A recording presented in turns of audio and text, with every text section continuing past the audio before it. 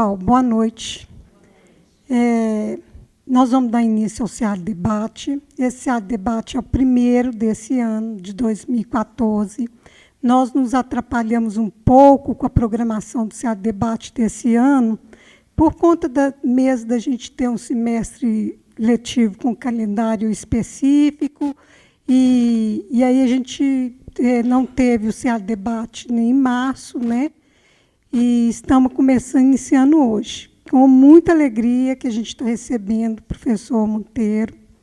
E eu queria chamar para organizar a mesa, coordenar a mesa, a professora Araci, que é professora do SEAD.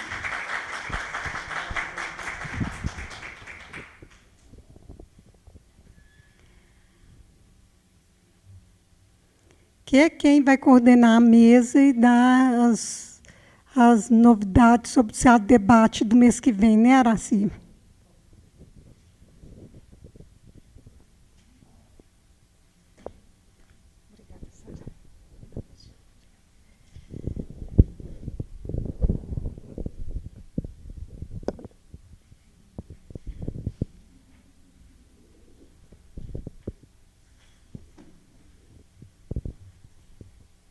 Boa noite a todos, muitos todos. É um prazer estar aqui de novo no SEAD Debate. Esse é um espaço que a gente preza muito e acho importante que neste mês estejamos aqui com vocês. Há algumas pessoas que vêm sempre, não é? E aí é importante ver vocês aqui de novo. Bom, o SEAD Debate é uma ação de formação, por isso que há tantos professores aqui e estudantes, não é? Para professores alfabetizadores, educadores e estudantes de cursos de graduação envolvidos com o ensino e o aprendizado da leitura e da escrita. O objetivo do SEAD Debate é possibilitar a socialização de experiências pedagógicas e resultados de pesquisas, alimentando processos de formação autônomos e permanentes. Nesta edição do mês de abril, o SEAD Debate aborda o tema Pensar as inovações pedagógicas a partir das escolas, potencialidades e desafios em Cabo Verde. Para falar sobre o assunto, nós vamos convidar o professor e pesquisador cabo-verdiano Francisco Oswaldino Monteiro, que é doutorando da Universidade de Santiago de Compostela, na Espanha. Ele vai partir da sua pesquisa realizada em escolas de ensino secundário em Cabo Verde. Ensino secundário é equivalente ao nosso ensino médio. E vai apresentar práticas pedagógicas surgidas no cotidiano escolar que podem pautar políticas públicas para a transformação da educação. A palestra vai discutir especialmente a importância de se dar voz aos professores nas propostas de mudanças da educação e a necessidade de se compreender os sistemas de crenças, valores e práticas que guiam a ação docente no seu dia a dia. Depois que ele falar, então, é que a gente vai abrir para o debate, então vocês vão fazendo as suas anotações aí para fazer as perguntas ao microfone depois. Tá? Queria dizer, antes que o professor venha, que o SEAD Debate retorna no dia 7 de maio, com 2 convidadas do México, que estarão aqui para um evento, Beatriz Souto e Edith Corona, que falarão sobre o tema Organização de Bibliotecas para a Primeira Infância, as contribuições de 2 experiências mexicanas. Então, sobre educação infantil, né? A programação será enviada em breve para os e-mails inscritos no nosso mailing. Algumas informações importantes para quem está aqui ou para quem esteja nos ouvindo. Para emitir certificado da palestra, os interessados devem entrar em contato com o SENEX da Faculdade de Educação. As instruções estão no panfleto que foi entregue na entrada do auditório. Não se esqueçam que é imprescindível assinar a lista de presença. Tá? Quem estiver interessado em conhecer e assinar o jornal Letra A, produzido pelo CEALI, pode procurar pelo Vicente, que já estava lá à porta do auditório quando vocês chegaram. O Letra A é uma publicação voltada para o professor alfabetizador, e no jornal o educador encontra reportagens, matérias e entrevistas que o ajudam a responder aos desafios da realidade da alfabetização e do letramento no Brasil. Eu gostaria de falar um pouco a respeito do professor Oswaldino, mas eu já gostaria que ele estivesse aqui conosco. Faz favor, professor.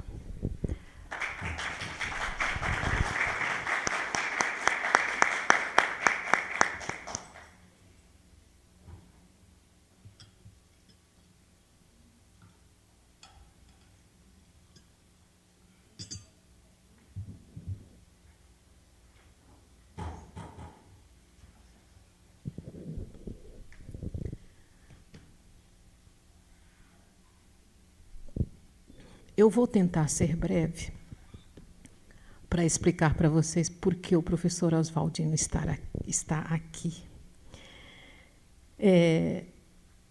Na verdade, nós temos um projeto, aliás, são 2 projetos, um do CNPq, que é um projeto de pesquisa em rede com pesquisadores brasileiros e de outras universidades. E nós temos trabalhado com língua e literatura, com as questões de interculturalidade, de diversidade cultural, de relações raciais, numa pesquisa pelo CNPq. O professor Oswaldino já era pesquisador dessa nossa pesquisa em rede, quando nós também conseguimos um outro projeto, que é um projeto de mobilidade internacional, em que docente e discente, que está sendo realizado, que é bom quando a gente sonha e realiza, não é? Está aqui o professor Carlos, nosso coordenador também, né? Nós somos vários coordenadores, tem o Carlos, tem a Wanda Prachedes, tem a Miriam Gomes. Então, o professor Carlos Novaes esteve em Cabo Verde pouco tempo atrás, né, poucos meses atrás, nesse trabalho de mobilidade internacional. Então, com isso, o professor Oswaldino também, que já fazia parte da nossa pesquisa, também pôde vir por esse mesmo projeto, que é um projeto com financiamento da CAPES, AULP, que é a Associação das Universidades de Língua Portuguesa. Neste momento, então, nós temos o professor Oswaldino Monteiro, que está conosco. No próximo dia 28, vai chegar o professor Victor Semedo, que é o coordenador desses nossos projetos na Universidade de Cabo Verde. O professor Oswaldino fica durante 30 dias, o professor Victor Semedo também ficará durante 30 dias. E temos 2 estudantes de Cabo Verde que estão aqui, a Paulina, né, Paulina Maia, e o Michel Frederico, que são da Universidade de Cabo Verde e estão fazendo disciplinas durante este semestre aqui conosco. Isso tem enriquecido muito o nosso trabalho. Então, eu quero dizer a vocês que esse é um sonho que a gente sonhou junto e agora a gente vê realizando aqui com a presença do professor Oswaldino. Então, por que o professor está aqui? Além de ele ser pesquisador da nossa pesquisa em rede, é porque ele já estava pesquisando antes. Ele é doutorando e mestre em Teoria e História da Educação pela Universidade de Santiago de Compostela, na Espanha, e também mestre em Cultura Europeia pela Universidade de Deusto, como é que fala? Assim mesmo, Deusto, no País Basco, Espanha também. E o professor Oswaldino, ele é professor de História das Relações Internacionais e da Diplomacia, professor de História da Política Externa e da Diplomacia Cabo-Verdiana, professor de História dos Países Africanos de expressão portuguesa e professor de ensino secundário, né? E, portanto, ele é mestre em cultura europeia, é mestre em teoria e história da educação e licenciado em história, professor de história. E agora está aqui no nosso projeto, estava previsto bolsas de doutorado sanduíche. Portanto, ele está aqui em doutorado sanduíche neste momento conosco. Vejam vocês, então, que é uma experiência interessante para compartilhar conosco, pensando nas questões de educação, nas questões de formação de professores. Então, nós vamos mesmo ouvir o professor Oswaldino durante mais ou menos 1 hora, e depois vocês poderão levantar as questões que vocês acharem pertinentes e poderão utilizar o nosso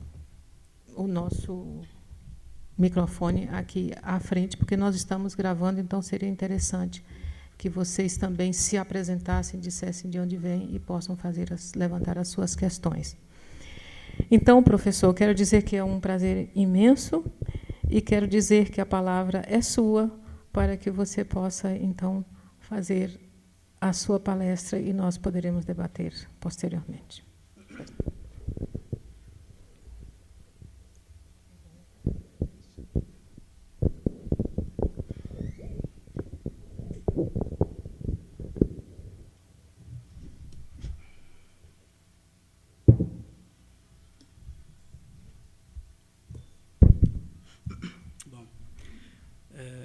Boa noite a todos e a todas.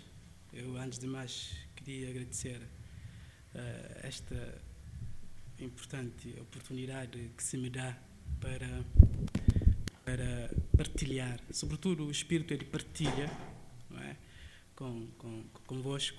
Agradecer também à coordenadora do projeto, a professora Araci, ao professor Carlos, também aqui presente, que para além, eu devo dizer aqui em alto e bom tom, que para além da cooperação académica, esta nossa, digamos, este nosso projeto está a estender-se para um projeto mais de crise até humanista e de aproximações de amizades. De certa forma, eu acho que isso são questões fundamentais, porque muitas vezes os projetos académicos terminam, mas é muito importante que continuem as relações entre as pessoas que se criam durante os projetos. Portanto, eu queria, logo como mote inicial, fazer esta observação. Tem sido um acompanhamento muito importante por parte da professora Araci e por parte do professor Carlos e de outros elementos da equipe, e estamos gratos por tudo isso.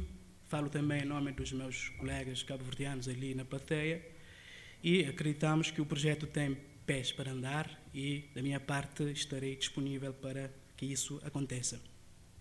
Bom, na apresentação que a professora Araci fez em relação à minha pessoa, há muitas questões interessantes, de certa forma, que ela levantou, e, bom, eu não vou aqui falar da minha embrionária trajetória académica, porque, na verdade, eu estou aqui na UFMG, Universidade Federal de Minas Gerais, para conhecer investigadores, para partilhar opiniões e, sobretudo, para me sintonizar com as tendências investigativas que existem dentro, sobretudo, da Faculdade de Educação, mas também as próprias tendências, digamos assim, que existem na própria universidade, que é vosso, mas que agora também assumo que é minha. Espero que não me levem a mal. Ora bem, eu vim de muito longe, de certa forma. O que eu vou fazer aqui vai ser uma leitura, ok? Desde o dia 2 que eu estou cá em Belo Horizonte, das consultas biográficas que eu já fiz na vossa fantástica biblioteca e das conversas que eu tenho tido com professores e tal, eu devo admitir que, em termos de novidades teóricas ou analíticas, não existem muitas. Eu não vou trazer nenhuma novidade teórica ou analítica, se assim posso dizer. O que eu vou trazer são leituras. São leituras que nascem de contextos que, de certa forma, podem ser entendidos como diferentes, mas que há muitas aproximações, porque a nossa trajetória histórica ela é muito, digamos, semelhante, de certa forma. Há coisas que nós temos que ainda, se calhar, até descobrir, não é? Mas estamos nisso com projetos do tipo, de forma que, então, como eu disse, o que eu vou apresentar aqui é uma leitura sobre o que tem sido, sobretudo, as dinâmicas, o processo, digamos assim, de organização, de evolução. Sei que eu posso falar de evolução dentro do contexto da educação. A educação não se faz no processo de evolução, numa perspectiva linear, são avanços e retrocessos, etc, etc.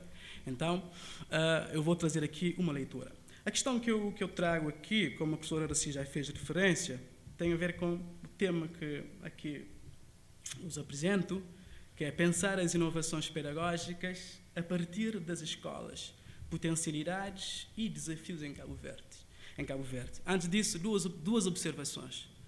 A primeira observação tem a ver com, digamos, se eu estiver a falar muito rápido, digam-me, porque o meu português... E depois, se eu estiver a pronunciar algumas palavras que não digamos, não tem ficado claro, por favor, interrompam e sintam-se à vontade.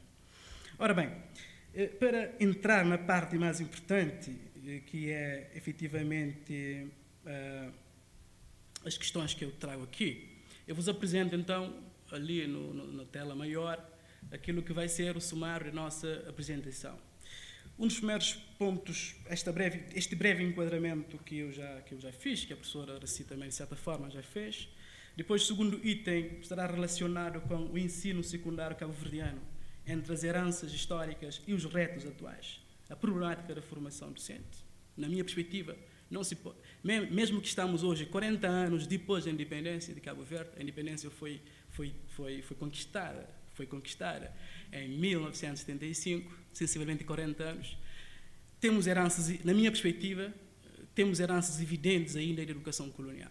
De certa forma, temos que ter uma postura de alguma irreverência para podermos analisá-la.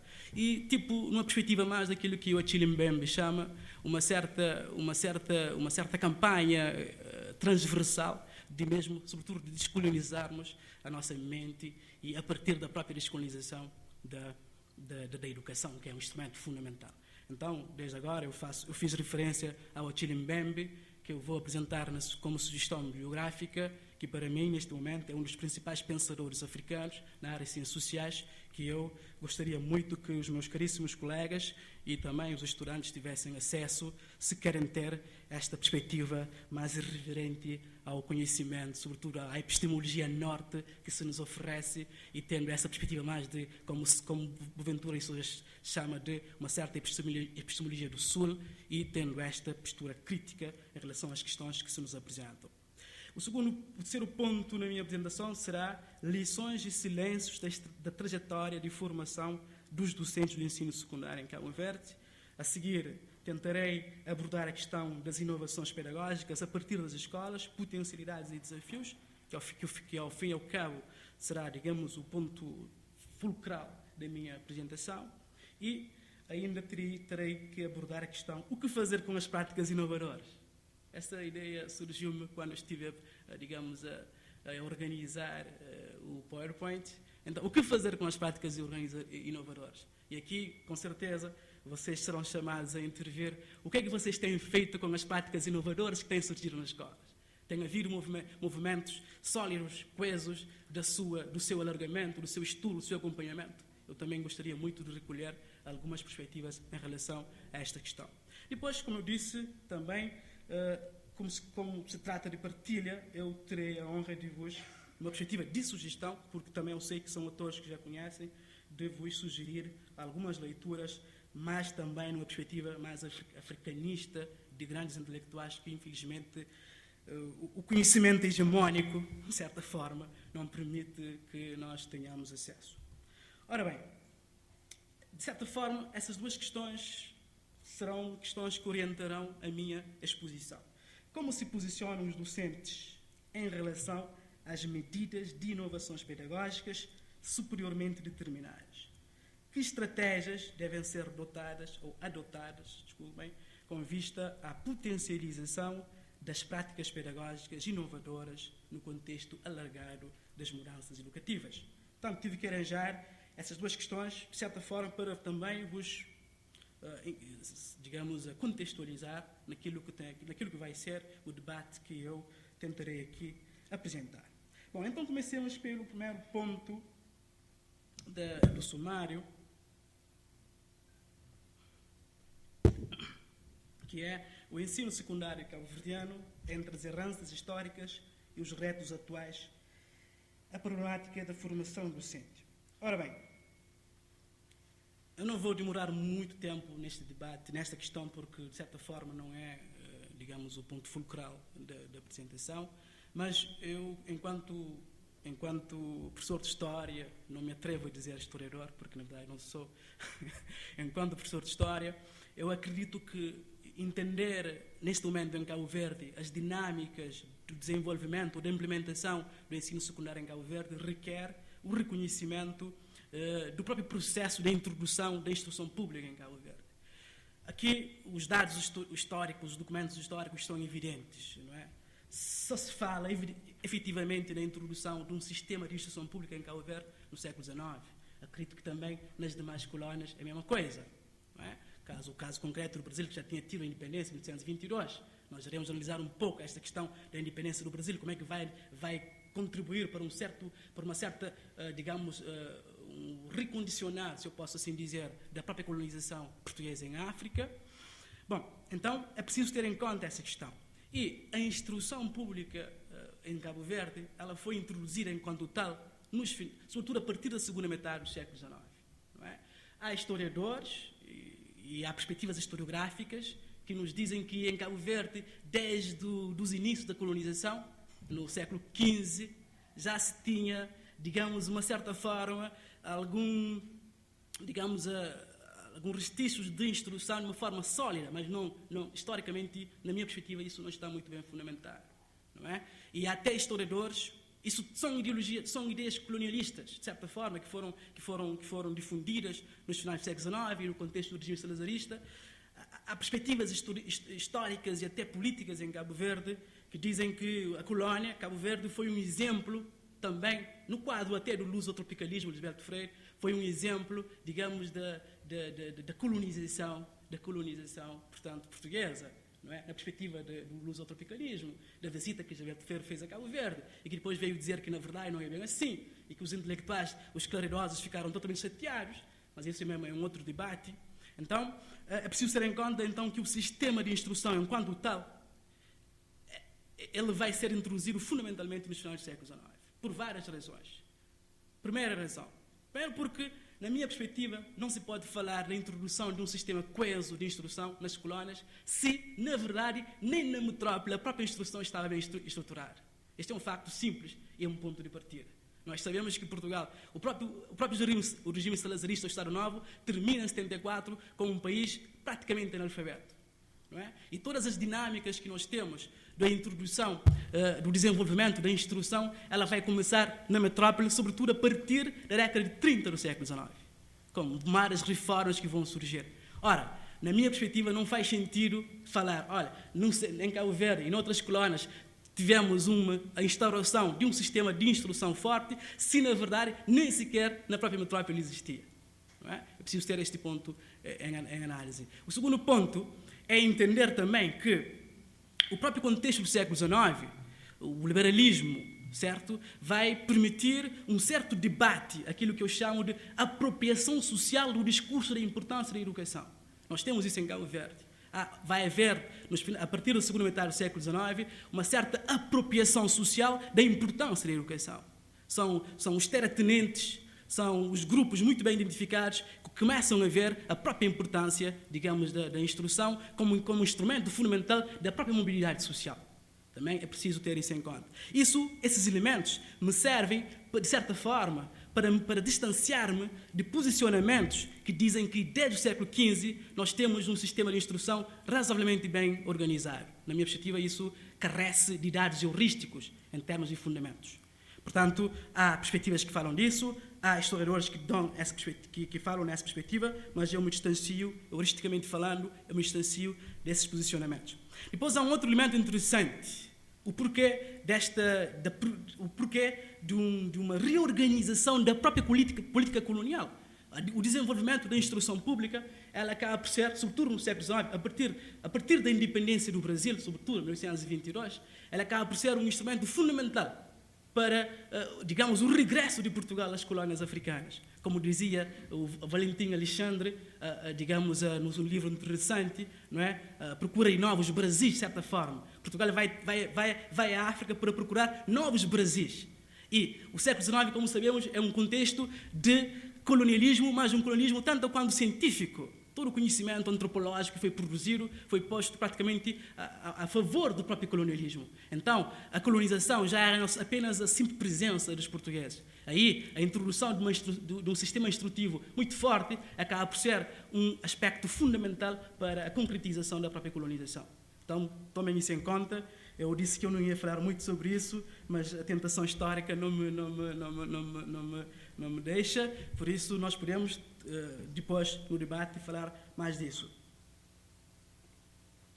Bom, saltando do século XIX para os finais do século, sobretudo para a primeira metade do século XX, e sobretudo para o contexto do surgimento de movimentos de lutas para a independência das colónias, falando concretamente de Cabo Verde, nós temos então o PAIGC, o Partido da Independência de Guiné e Cabo Verde, que vai utilizar, como é óbvio, vai utilizar a questão educativa como um dos aspectos fundamentais para a questão da própria independência. Cabral, ele mesmo um grande educador, com relações muito próximas com excelentes educadores brasileiros, e não só, ele via na cultura, ou seja, na educação, um instrumento fundamental para a própria conquista da independência e também para o próprio processo de desenvolvimento do país.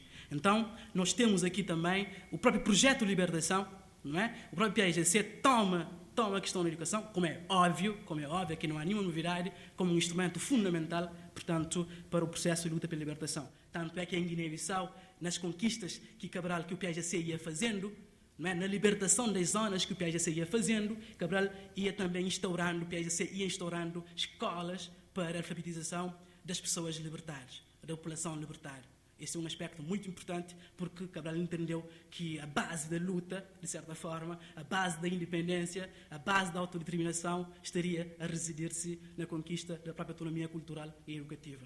Também é um aspecto que eu queria que levassem isso a conta. Bom, em conta, com a independência, o que surge, de certa forma, aquilo que o PAIGC, na altura, chamou de a configuração de um sistema educativo que fosse capaz de criar um homem novo. Não é?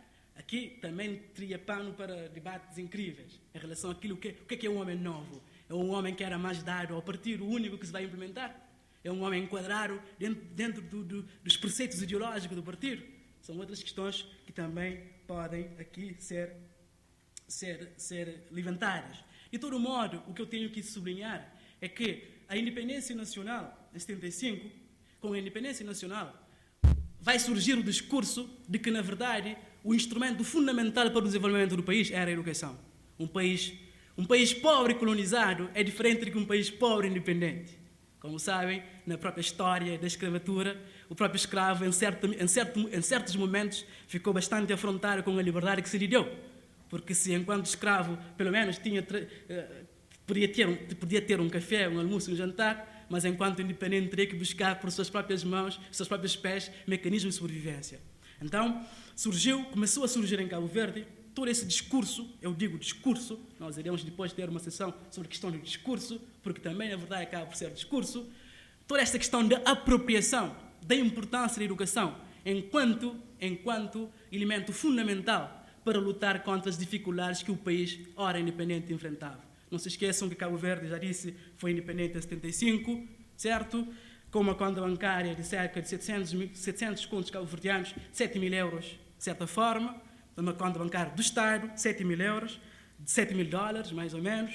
Então, com um país sem recursos, nenhum recurso considerado tradicionalmente como recursos de riqueza, o ouro, o petróleo, esses recursos tradicionais, então houve esta abertura, houve esta clarividência, eu sublinho, houve esta clarividência dos vários governos que estiveram à frente do país em abraçar a educação como um instrumento fundamental para o desenvolvimento do país. Este é um ponto extremamente importante.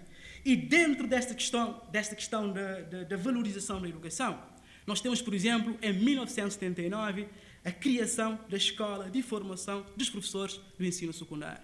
Foi um passo importante que nós iremos ver mais à frente, porque viu-se que os problemas da educação eram enormes, o analfabetismo estava num nível absolutamente alto, o professor, não existia professor como tal, em termos de professores formados, muita pouca quantidade.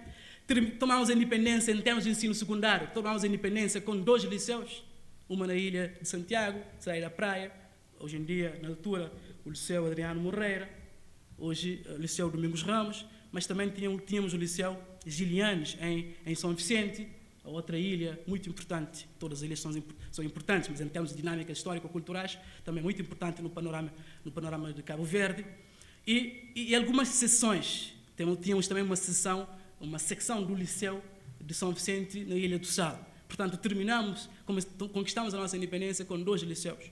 Bom, isso também são questões que podem ser largamente discutidas, sobretudo na perspectiva como é que esses 2 liceus permitiram que determinadas ilhas, determinados grupos sociais tivessem acesso ao instrumento de educação para a mobilidade social e outras não. Isso é um aspecto ainda recorrente na história da educação cabo-verdiana e na própria história de Cabo Verde, mas que ainda, infelizmente, não se tem falado muito.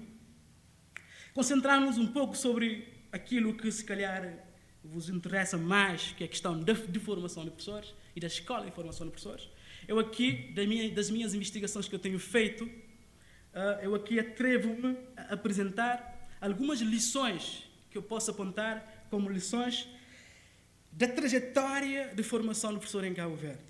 Uma das primeiras lições é que o funcionamento das instituições de formação docente, curso de formação de professor de ensino secundário, escola de formação de professor de ensino secundário, Instituto Superior de Educação, encerrou várias debilidades pedagógica, organizativa, administrativa, etc, etc. Isso também não é novidade, temos que entender o contexto. Tínhamos um país sem quadros, praticamente. Tudo o processo de formação de quadros vai se dar depois da independência, sobretudo Rússia, tanto União Soviética na altura, mesmo Portugal, Brasil também. Então, as debilidades da escola de formação eram evidentes. Professores com nível inadequados para serem professores numa escola de formação, professores sem a parte pedagógica, que é fundamental na formação docente para serem docentes, etc, etc. Então, esta seria uma das primeiras lições que nós teríamos que apontar. A segunda lição tem a ver a nível de habilidades, atitudes e competências pedagógicas. As escolas em questão, na fase inicial da sua implementação, enfatizaram a transformação de cada docente num continuador das conquistas da revolução e elemento de consolidação do poder ideológico. Bom, para além das dificuldades, e é óbvio também, nós temos uma escola de formação que tinha como principal objetivo formar o professor para ser um revolucionário no contexto do Partido Único. Imagino que também no Brasil, no contexto da ditadura, terá sido nessa perspectiva. Desculpem a minha grande ignorância em relação à história brasileira.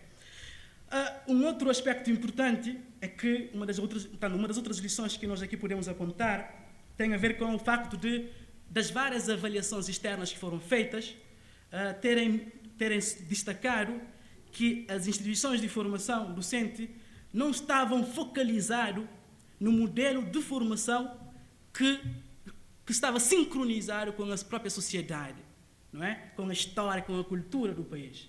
Portanto, este é um aspecto que eu gostaria que vocês levassem em conta para o debate mais à frente, porque eu acredito que ainda não conseguimos desenhar, orquestrar um modelo de formação, melhor dizendo, um modelo educativo que transpire nos seus pilares os valores fundamentais da história e da cultura cabo-verdiana.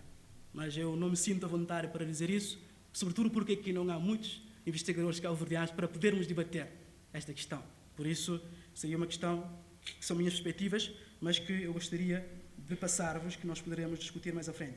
Uma outra lição é que, a partir da década de 90 do século passado, no contexto do projeto de reestruturação do sistema educativo, a Escola de Formação de Professores de Ensino Secundário ISE conheceram dinâmicas pedagógicas muito importantes, não é? O pior disso é que essas dinâmicas pedagógicas não foram continuadas, não é? Depois nós teremos de falar sobre isso. Por exemplo, durante a reforma de 90, reforma educativa de 90, que nós iremos falar mais à frente também, houve uma grande dinâmica das escolas de formação de professores, porque tinham que se adequar ao novo currículo que foi aprovado na reforma educativa de 90. Ou seja, o país tomou a independência em 75, mas a primeira reforma educativa realmente só aconteceu em 90, 15 anos depois. De certa forma, de 75 até 90, o nosso modelo educativo continuou a ser praticamente um modelo colonial. Não é? Por várias razões. Por várias razões. Por quê? Questão de recursos financeiros para se fazer uma reforma. Todos nós sabemos. Um aspecto. Segundo, recursos humanos em condições para fazerem a reforma. Outro aspecto. Terceiro, aspecto muito importante. Eu acredito que o próprio sistema partidário deu conta que também não era necessário fazer profundas alterações do sistema educativo colonial.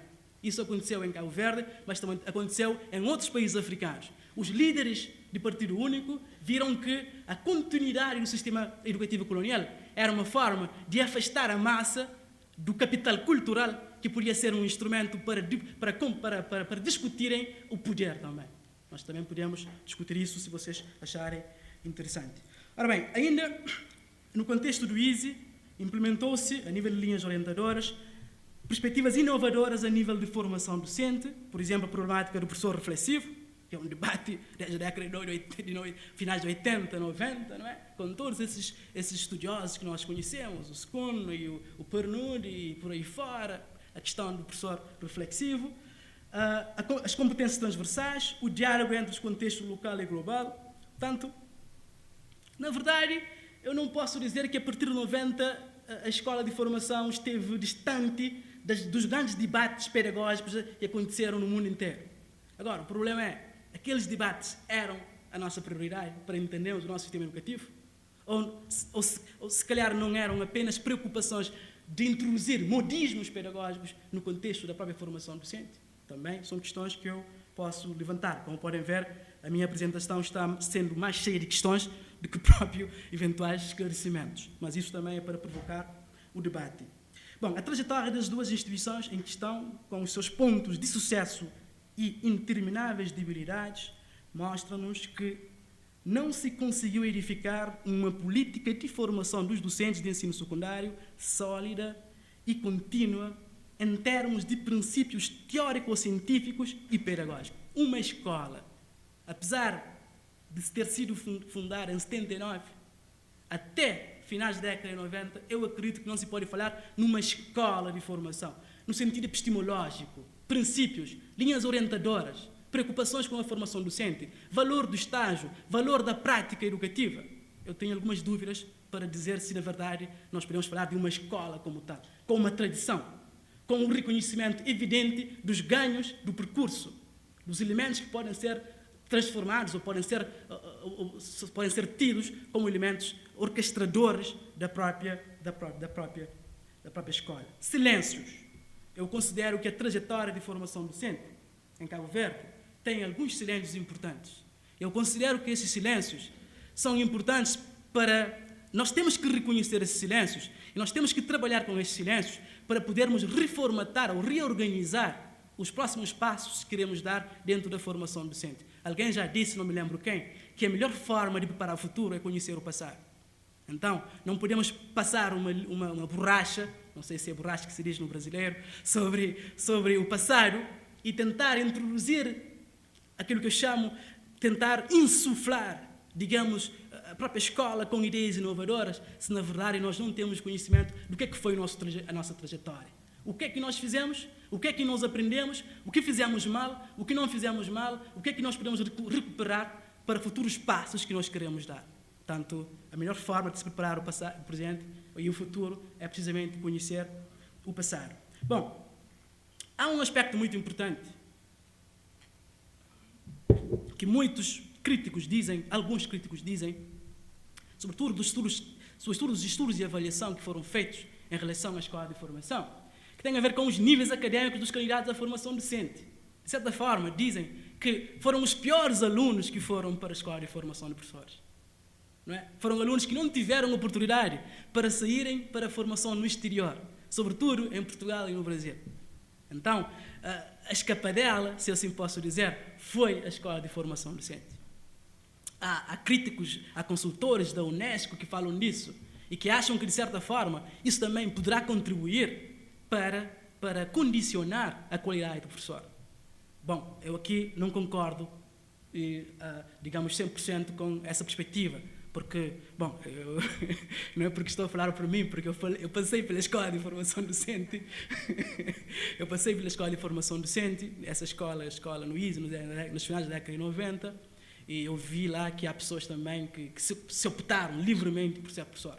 E a investigação que eu fiz na prática, na verdade, das entrevistas que eu fiz com cerca de 40 professores em profundidade, me dizem que escolheram a profissão docente porque queriam. E até porque surgiram outras oportunidades de formação, mas, na verdade, não seguiram porque queriam seguir a formação docente no país. De todo modo, eu acho que, para o futuro, nós temos que ser capazes de atrair os melhores alunos para serem professores. Há um estudo interessante publicado em espanhol que é por que é que os melhores sistemas educativos do mundo são melhores? E falam, por exemplo, da Dinamarca, da Finlândia, da Coreia do Sul, e dizem, e a conclusão é simples, os melhores sistemas educativos do mundo são melhores porque atraem os melhores alunos. Não é? Então, bom, são estudos comparados, são perspectivas de contextos que nós temos que nos situar, nós temos que contextualizar e ver também o nosso caso em concreto. Um outro aspecto também que é um aspecto marcante da trajetória de formação de pessoas de ensino secundário em Cabo Verde é a questão do débil funcionamento do estágio pedagógico, enquanto elemento determinante na formação docente. São poucos os casos, foram poucas as pessoas que eu entrevistei que me disseram que fizeram um excelente estágio. E quando me tinham dito que fizeram um excelente estágio, eles utilizavam a palavra tive a sorte de fazer um bom estágio.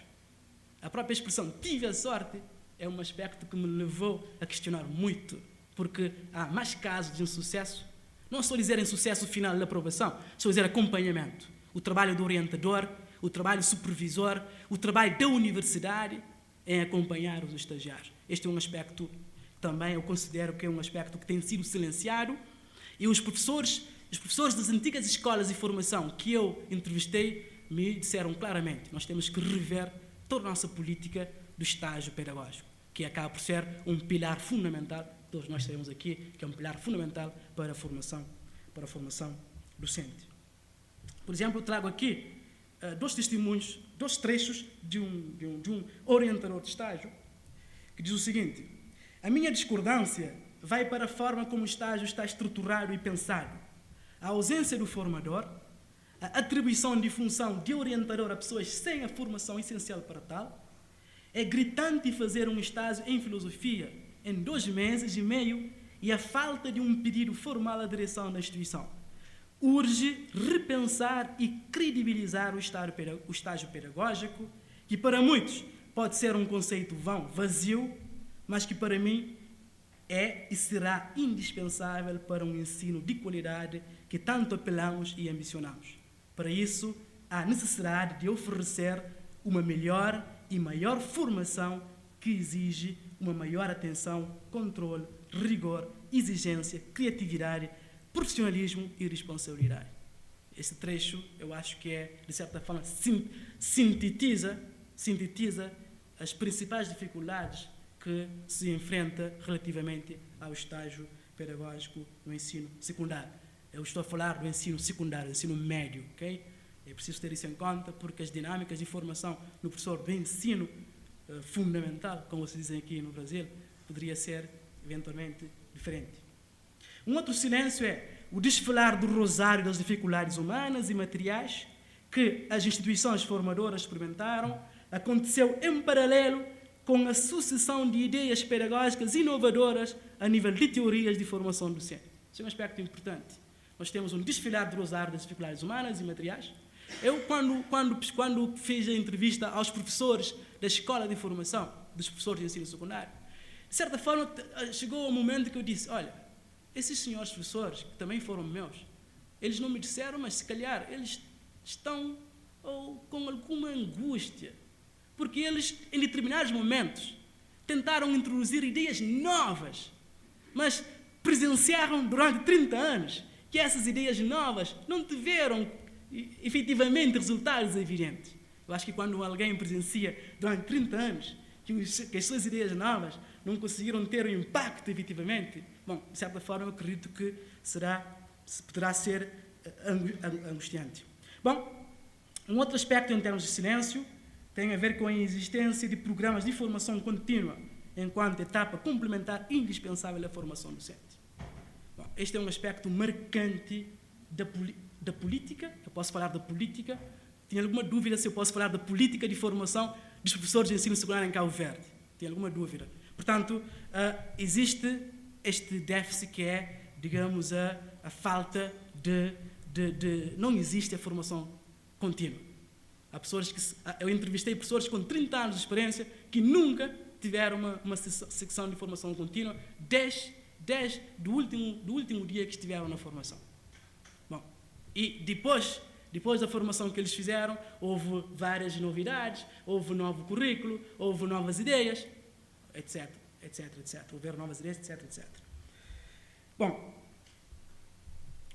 para falar também das inovações pedagógicas a partir das escolas, potencialidades e desafios, eu queria aqui trazer também alguns enfoques teóricos, não é? Que, como eu disse no início da minha apresentação, não são novidades, porque são coisas com as quais vocês se relacionam no vosso dia a dia. Um dos enfoques teóricos, por exemplo, eu fui procurar ao Pereira, que disse: a docência como fonte de conhecimento, é preciso tratar a docência como fonte de conhecimento por se tratar de uma fonte de investigação e de experimentação. Ou seja, o que eu estou a propor aqui é, depois de 40 anos de experiência de uma formação top-down, de cima para baixo, eu quero que passemos então a ouvir os docentes. O que é que eles dizem? O que é que eles têm para dizer? O que é que eles têm feito com os conhecimentos que têm adquirido? Que indicadores podemos recolher junto desses docentes e que podem ser úteis para reformatar os programas de formação docente? Portanto, por isso que eu fui procurar esses enfoques teóricos, de certa forma, para sustentar as minhas perspectivas e as minhas conjecturas. Tanto o Pereira acaba por nos dizer que, efetivamente, a docência é uma fonte de conhecimento, não é? E que ninguém se contenta em receber o saber como se ele fosse trazido do exterior pelos que detêm os seus segredos formais. A noção de experiências mobiliza uma pedagogia interativa e dialógica. Também eu acreditei que essa exposição, que essa citação poderia ser interessante. Bom, desculpem, ainda eu fui procurar um trabalho espetacular agora, publicado em 2013 pela Coderceria, de um famoso professor da Universidade de Botswana, que é o Richard Tabalua, que nos diz o seguinte, de certa forma: as práticas culturais, sociais e idiosincráticas dos sistemas educativos da África subsaariana, os seus estados de desenvolvimento, onde não se pode esquecer a situação docente em termos de formação e não só, acomodariam determinadas inovações pedagógicas. O que eu quero dizer com isso? O que temos assistido na África em geral e na África subsaariana em particular, é que há uma constante importação de ideias pedagógicas inovadoras. Então, este grande pesquisador da Universidade de Botswana, ele estava a falar sobre a questão da educação por competência. Ele questiona: será que a nossa idiosincrasia social, o nosso estado de desenvolvimento educativo, estariam em condições de acomodar essa teoria de aprendizagem por competência? É claro que é um estudo muito mais aprofundado, cerca de 300 páginas, que depois também, se os colegas estiverem interessados, poderão consultar, porque tem uma perspectiva interessante. Então ele questiona, e eu também, de certa forma, digamos, utilizo essa sua perspectiva para também questionar se eventualmente nós também estaríamos em condições de continuarmos a insuflar o sistema educativo com ideias inovadoras, de cima para baixo, sem levar em conta, sem escutar os professores que labutam no dia a dia com os alunos, que labutam no dia a dia em contextos diferentes e que sabem efetivamente que práticas estão tendo resultados em termos de aprendizagem dos seus educandos. Bom, eu já falei um pouco da questão de metodologia que eu estou utilizando na minha investigação, que, de certa forma, o que estou aqui a apresentar é apenas uma parte da minha tese, que eu estou a terminar agora, se Deus assim o quiser. É complicado dizer quando é que estamos a terminar a tese. Mas pronto, é uma parte da minha tese. Eu realizei 40 entrevistas, eu fiz um grupo de discussão com uma técnica muito interessante com os professores, com alunos das escolas, uma técnica muito interessante a nível da investigação educativa e, sobretudo, da investigação qualitativa. E também há um profundo debate teórico e histórico das temáticas incluídas da investigação. Bom, aqui tenho um quadro que não está facilmente, digamos, observável, mas que eu não vou demorar muito tempo neste quadro, porque não tenho muito tempo. Imagino eu, o professor Araci, daqui a nada vai me apresentar o cartãozinho.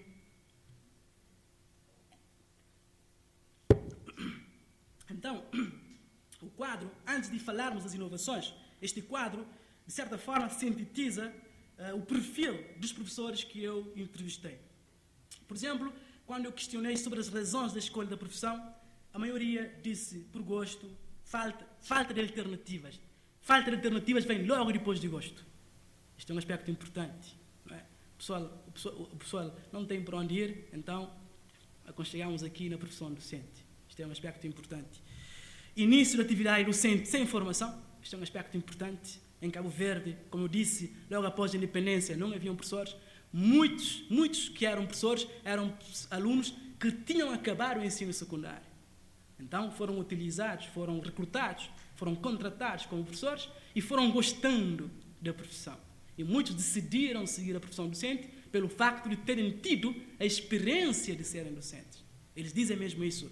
No início eu não gostava. No início nem sequer cheguei a pensar que eu ia ser professor.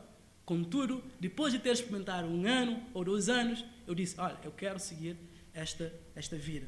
Bom, em termos, eu também eu pedi aos professores que fizessem a avaliação da formação que receberam no Instituto Superior de Educação, na Escola de Formação de Professores. Então, a avaliação, ela não é, digamos, numa só perspectiva, ela é mais ou menos positiva, ela é menos positiva, apresentando pontos fortes e pontos fracos. Em termos de pontos fracos, fala aqui da pouca experiência da prática pedagógica, mais uma vez a questão do estágio vem aqui à baila.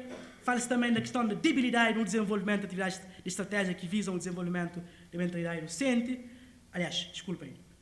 Sim. E fala também da formação pedagógica dos formadores. Portanto, muitos formadores não tinham formação pedagógica. Eram professores, eram indivíduos que tinham terminado a formação superior no estrangeiro e que iam para serem professores de professores. Portanto, aqui a dimensão pedagógica, então, estava totalmente comprometida. Bom, como eu disse, eu não vou parar muito neste quadro. E por que falar, então, das inovações pedagógicas a partir das escolas? Aqui com alguns pressupostos de partida. Tendo em conta as lições de silêncios que eu já fiz referência, tendo em conta as fragilidades da formação em aspectos estruturantes, por exemplo, estágio pedagógico e novas demandas da educação, tendo em conta a inexistência de uma política de formação contínua, isso significa, ao limite, que as necessidades dos docentes não são levadas em conta. Essas questões, esses pressupostos suplicam por uma política integral de formação docente, inicial e contínua, e pela indispensável valorização da cultura docente enquanto sementes da inovação. Então, eu acredito que, se queremos dar um impulso diferente à nossa política de formação docente, formação dos professores de ensino secundário em Cabo Verde, temos, efetivamente, que passar a ouvir aos professores. E eu ouvi os professores. Não foram muitos, mas eu ouvi. Obrigado.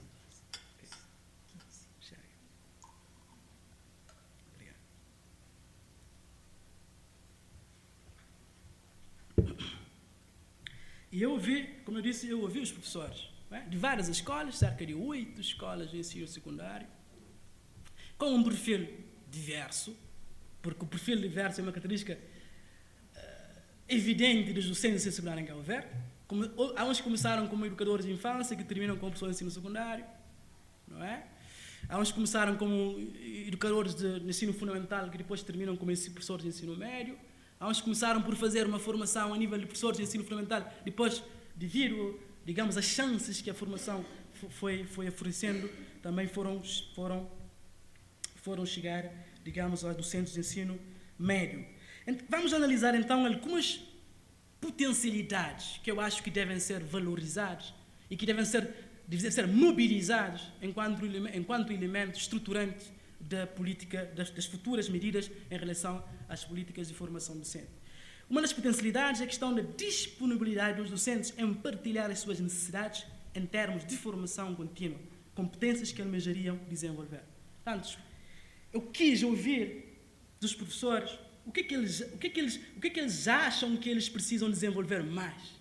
Que competências eles acham que deveriam desenvolver mais para responderem à própria dinâmica do dia a dia, mas também para responderem aos desafios, não é? Às demandas que o próprio sistema educativo, na sua dimensão ensino secundário, está a abraçar novamente, aqui tanto hoje em dia. Então, dessas competências pedagógicas propostas pelos docentes do ensino secundário, eu destaco algumas aqui. Então, na verdade, não estão destacadas, estão quase todas. Bom, um dos aspectos é melhorar o uso das novas tecnologias de informação e comunicação. As pessoas acham que precisam melhorar esta competência. E precisam por quê? Sobretudo porque neste momento em Cabo Verde está-se a fazer uma revisão curricular, que começou desde 2005. Okay? Eu tenho um amigo meu que disse, a revisão curricular em Cabo Verde é como, não sei se é a história definida aqui no Brasil, a alma penada. É como a alma penada, todo mundo fala e ninguém vê. Não é? O amigo disse, a história da revisão curricular em Cabo Verde é como a alma penada. Todo mundo fala, mas ninguém vê os resultados. Onde é que está? Onde é que estão os resultados? Se calhar não entenderam a piada porque a questão da linguagem, mas também isso é interessante, de todo modo. Bom, portanto, os docentes disseram que precisam de mais competências a nível de novas tecnologias. Neste momento, em Cabo Verde, temos um projeto chamado Mundo Novo, que é o projeto de infraestruturação tecnológica das escolas. Acreditou-se que o problema da qualidade da educação em Cabo Verde vai se resolver, sobretudo, introduzindo novos computadores, tablets, etc, etc, nas escolas. Bom, eu tenho dúvidas sobre isso. Vocês já estão a experimentar isso há vários anos. Na América Latina, ou mesmo na América Central, há várias experiências que se traduziram em falhanços. É claro, o importante não é o computador em si, não é um tablet. O importante é o conhecimento por trás do computador, ou por trás do tablet. O aluno tem que conhecer a lógica subjacente a tudo isso, que é fundamental. E isso não se faz com máquinas, se faz com o desenvolvimento de um conjunto de competências, do pensamento complexo, etc, etc. Um outro aspecto importante que também que os professores disseram que precisam melhorar em termos de competências, tem a ver com a capacidade de elaboração de materiais didáticos mais atrativos. Este é um problema crônico do sistema educativo cabo-verdiano. Nós ainda não temos sido capazes de elaborar materiais didáticos. Não é? Temos materiais, alguns muito poucos, não é? Iniciativas poucas, financiamento também, irrisórios. Então, ainda, também iniciativas dos professores poucos, porque também os professores podem organizar a elaboração de materiais didáticos, como sabemos, são sobretudo as pessoas que elaboram isso. Então, os professores dizem que, para a prática no dia a dia das suas aulas, eles têm esta dificuldade de elaborar materiais didáticos. Reparem, a dificuldade ainda é mais grave quando se levarmos em conta que a biblioteca tem meia dezena de livros. A biblioteca tem meia dezena de livros, que são livros praticamente que foram oferecidos pela cooperação portuguesa ou até brasileira, em que os contextos dos manuais muitas das vezes não se enquadram à nossa realidade. Então a questão aqui pode ser complicada nessa perspectiva. Uma outra competência que os professores também destacam é aumentar a capacidade de diversificar as estratégias de dinamização das aulas, técnicas inovadoras de transmissão de conhecimentos. Também eu destacaria essa questão. Diversificar as estratégias de gestão da sala de aula. Isso é uma questão muito interessante, não é?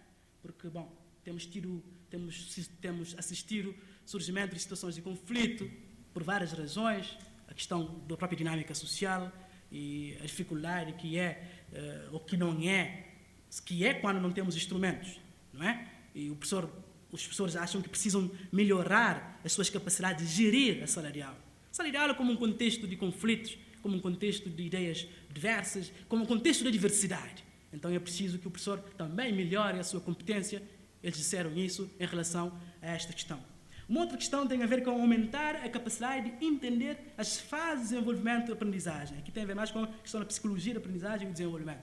As pessoas dizem que precisam melhorar esta competência. Ainda destaco a questão de diversificar as estratégias de motivação dos alunos. Vários professores que eu entrevistei disseram: Osvalino, eu tenho problemas com estratégias de motivação dos alunos. Como motivar um aluno? Como motivar um aluno que está no segundo ano do ensino médio, que ele é o primeiro elemento da sua família a chegar ao segundo ano do ensino médio? Esta é uma questão complexa. A massificação do ensino traz isso, e nós sabemos. Como pegar um aluno que o seu meio social, econômico, é de outros afazeres, é de outras tarefas, como transformá-lo, como tentar conquistar a sua atenção em prol do que se ensina no contexto escolar. Então, na verdade, aqui temos que desenvolver muitos aspectos em condições ou que possam definitivamente traduzir neste ganho. Também na questão de melhorar a capacidade de gestão de comportamentos, conflitos. Imagino que também há essa situação aqui no Brasil. Nós temos escolas em situações, em bairros minimamente também com algumas complicações. Há um testemunho que a professora me disse: olha, eu às vezes sou polícia, eu às vezes sou psicólogo, eu às vezes sou um apoiante a nível financeiro e eu não recebi nenhuma formação para isso. Como é que eu me lido com as situações? Então também são questões que eu queria aqui também, que eles focalizaram enquanto aspectos que gostariam de desenvolver. Uma outra potencialidade tem a ver com a disponibilidade do trabalho em equipe. Este é um aspecto importante. Existem experiências de trabalho em equipa. É preciso reforçar este importante instrumento. Como? Que estratégias? Como transformá-lo num elemento ou num dos elementos formatadores da formação docente? Como avaliar os impactos desta estratégia na aprendizagem? Portanto, nós precisamos de fazer trabalhos de fundo a este nível. Já vimos que os professores estão a dar sinais evidentes de quererem trabalhar em equipa, a importância de trabalhar em equipa para o contexto pedagógico atual e por aí fora. Então, é preciso aproveitar esta sinergia que existe. Precisa aproveitar essas dinâmicas e transformá-las efetivamente em conquistas no processo de formação da própria mentalidade docente. Também, uma outra potencialidade tem a ver com a procura de estratégias para aproximação dos pais e encarregados de educação às escolas, aos docentes, ao projeto pedagógico, enfim, aos desafios do desenvolvimento comunitário onde a escola está inserida. Não sei qual é a situação no Brasil, mas em Cabo Verde nós temos muitas dificuldades dos pais irem à escola. Não vão à escola por várias razões. Porque a família manda o filho à escola, mas tem que correr atrás do trabalho que tem que fazer para poder ganhar o pão de cada dia, para que quando o filho regresse, possa ter. Portanto, então, há pouca participação dos pais nas escolas. Por exemplo, em algumas escolas, o que se está a fazer agora? É uma das potencialidades que eu identifiquei. As escolas estão organizando reuniões com os pais nas próprias localidades. A direção das escolas manda um aviso, um anúncio pela rádio: amanhã eu vou, por exemplo, ao bairro Ouro Preto. E tem-se notado que há uma grande participação dos pais quando a direção da escola desloca-se aos bairros. Então, eu acredito que esse é um aspecto importante. Temos que ser realistas, temos que levar em conta o contexto sociocultural que temos, mas não podemos ficar parados a dizer: olha, isso tem que mudar. Eu tenho sempre acreditado, nós temos que impulsionar o processo de mudança. Então, nessa perspectiva, eu acredito que devíamos dar valor a esta potencialidade. Uma outra potencialidade, as percepções de mudanças, de projetos de mudanças, que, segundo os nossos entrevistados, devem contribuir para a melhoria do ensino-aprendizagem. As perspectivas de mudanças surgem a partir da prática pedagógica cotidiana. Os docentes têm os seus próprios discursos de mudanças necessárias. Bom, há determinação por parte superior das mudanças que se quer, mas no panfleto, no layout que estava ali a circular sobre esta apresentação, é que, na verdade, os professores agem num quadro, num sistema de crenças e valores. Que nós temos que nos avizinhar a essas crenças se queremos introduzir mudanças efetivas. Depois, não se esqueçam que entre a determinação de uma mudança e a sua concretização existe um espaço longo de mediação.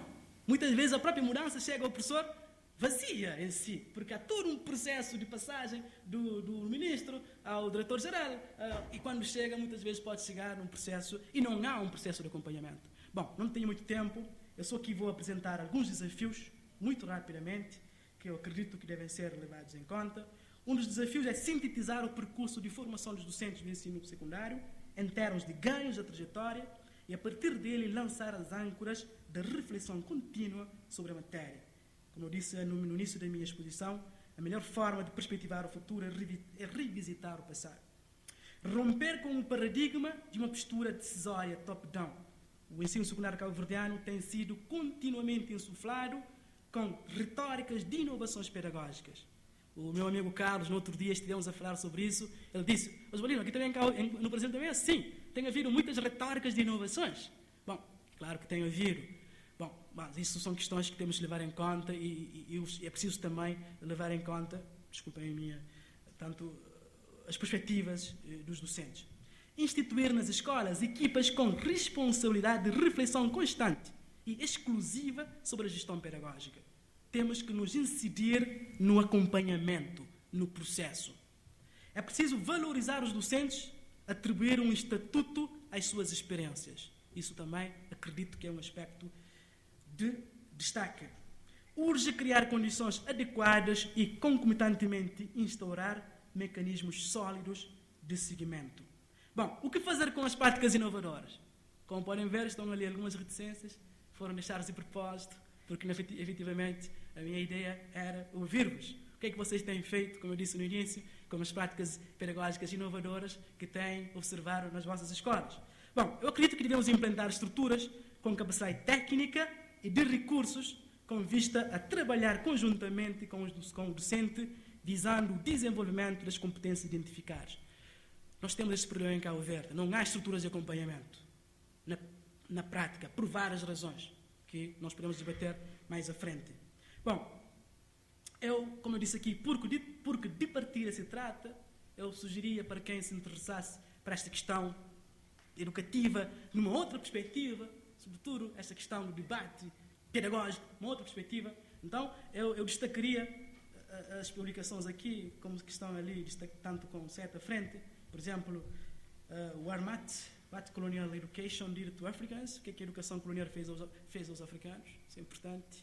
Depois, a perspectiva do ensino secundário em África subsaariana, temos o Barros, o amigo da professora Silvia Vítor Barros, uma importante comunicação, um importante documento sobre o signo da celebração do império, o discurso colonial e o mito da especificidade cabo-verdiana. E temos também o Chanchabi, que é a colonização cultural, a influência e das políticas culturais em los estilos de desenvolvimento. Depois, não podia deixar também o Frank Furedi, que desperdício. Por que a educação não está educando? Segundo o Frank Furedi. Depois ainda temos o Hudson, o que significa hoje ser uma pessoa educada? E o Achille Mbembe, que eu fiz referência no início, que é sortir da grande noite colonial. Sair da grande noite colonial. Segundo ele, esta é uma tarefa de todos nós. Não é apenas uma tarefa dos africanos. Não é apenas uma tarefa do mundo que foi colonizado. O sair da noite colonial é uma tarefa de todos nós, disse ele.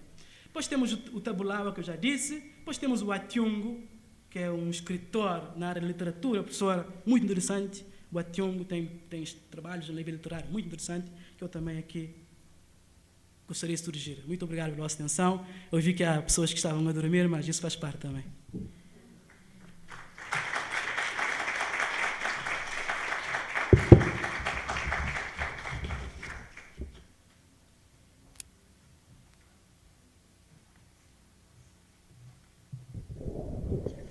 Obrigada, professor Oswaldino.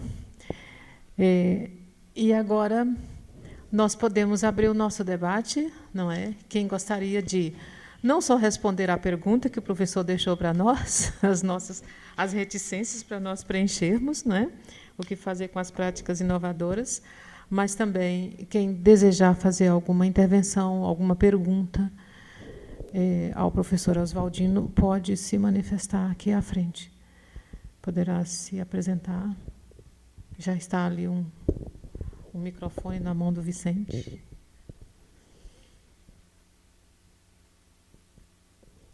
Enquanto vocês se organizam, eu posso fazer, então, já uma pergunta de uma vez, né? Enquanto vocês vão se organizando aí. No início, a gente eu falei a respeito das nossas pesquisas, do CNPq, língua, literatura, e deixei de falar um aspecto que eu acho importante, que é assim, nós trabalhamos o CEALI e o NERA. O NERA do Programa de Ações Afirmativas na UFMG. Então, a gente trabalha as questões de linguagem, as questões de história e as questões de relações raciais e das nossas raízes culturais de África. Por isso, o nosso nos avizinhar mesmo de África. E nós trabalhamos muito um dos eixos que o professor falou aqui, que são os manuais escolares, né? Que é alguma coisa que a gente, aqui no Brasil, já analisava e já fazia pesquisas sobre isso. Nós passamos a também pensar como é que está mesmo o discurso a respeito de África em manuais escolares no Brasil, mas também em manuais escolares fora do Brasil, em países de língua portuguesa. Nesse último ano, nós estivemos trabalhando não só com manuais escolares, mas também com literatura para crianças e jovens. Então, mais um eixo. E o terceiro eixo, que é a questão das tensões entre línguas, vamos dizer, a língua oficial e as línguas maternas, as línguas locais que existem abundantemente em África, né? E aí, professor, eu queria fazer uma pergunta do seu ponto de vista, que eu gostaria que o senhor nos dissesse, que é assim, quando o senhor falou que nem sempre vamos dizer assim, as reformas focalizaram mesmo a realidade social, histórica e cultural do país, eu queria que o senhor falasse um pouquinho a respeito dessa questão das línguas, da língua, das tensões existentes entre a língua oficial, a língua portuguesa, e as várias línguas locais existentes no país. Seria possível falar um pouquinho sobre isso?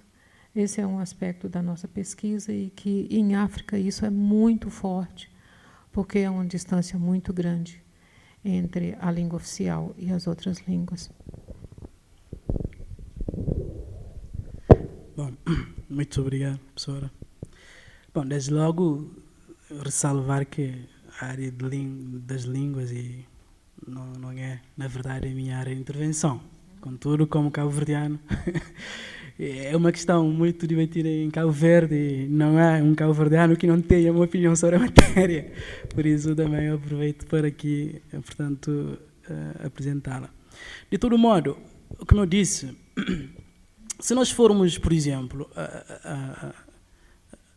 as legislações que foram sendo produzidas durante estes anos, depois da independência, em todas as leis de base do sistema educativo, portanto, nós temos a primeira lei, que é de 90, ela que foi alterada em 99, por várias razões, e agora foi alterada em 2010, com uma nova reconfiguração.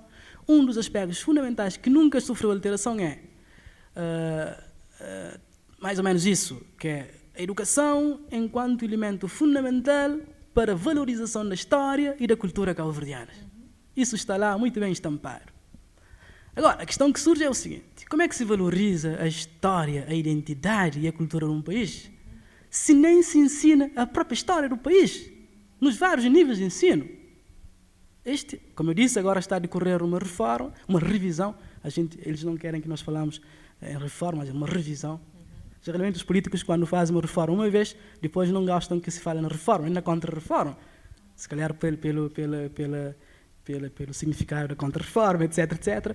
Mas falam, é revisão curricular. Então, fala-se muito da questão da valorização da cultura e da identidade, não é? Que é uma questão recorrente, muito debatida entre os intelectuais da área de sociologia política, da história, por exemplo. Mas em termos da valorização real, o que é que se ensina? Ensina-se história de Cabo Verde nos vários níveis de ensino? Não, rigorosamente não. Não se ensina. Dá-se, o que é que nós temos? Temos flashes de história em Cabo Verde. Flashes, pequenos flashes. Então, eu estou a dizer da história porque aqui vamos falar da cultura, da questão da língua.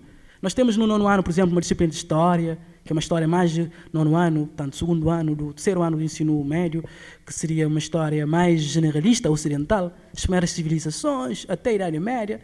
Depois, no 10º ano, temos a cultura cabo-verdiana.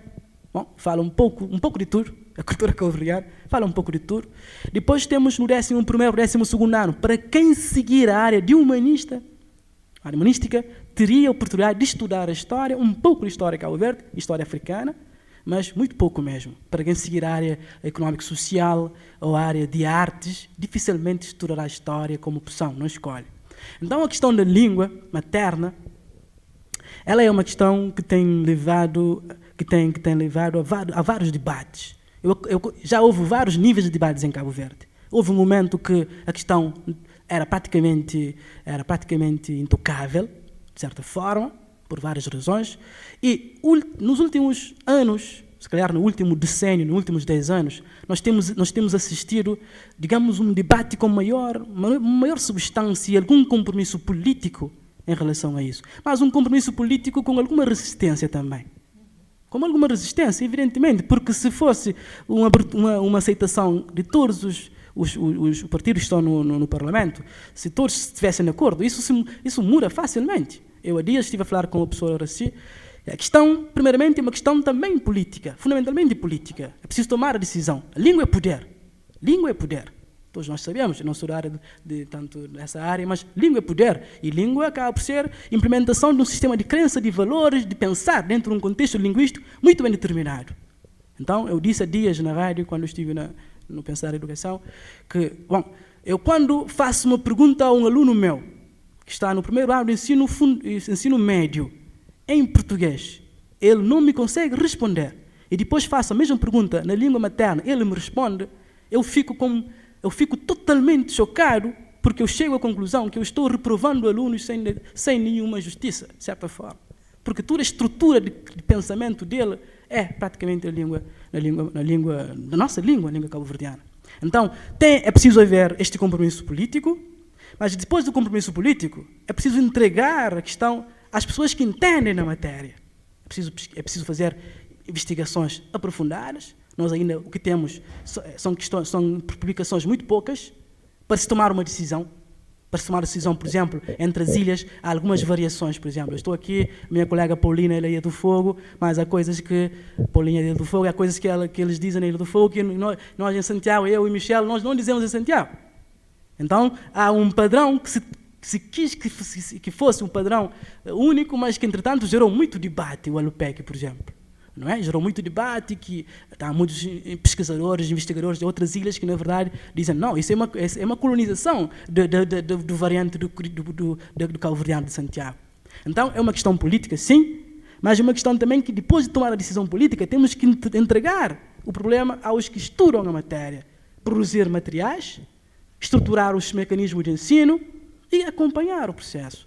Mas eu lamento, não posso dizer muita coisa sobre isso, para além da minha opinião eu sou leigo na matéria, de certa forma, eu não conheço as profundidades das pesquisas em termos técnicos, mas eu percepciono, eu tenho percepcionado o debate e a vontade, ou não vontade, de certa forma, que se tem em relação à questão.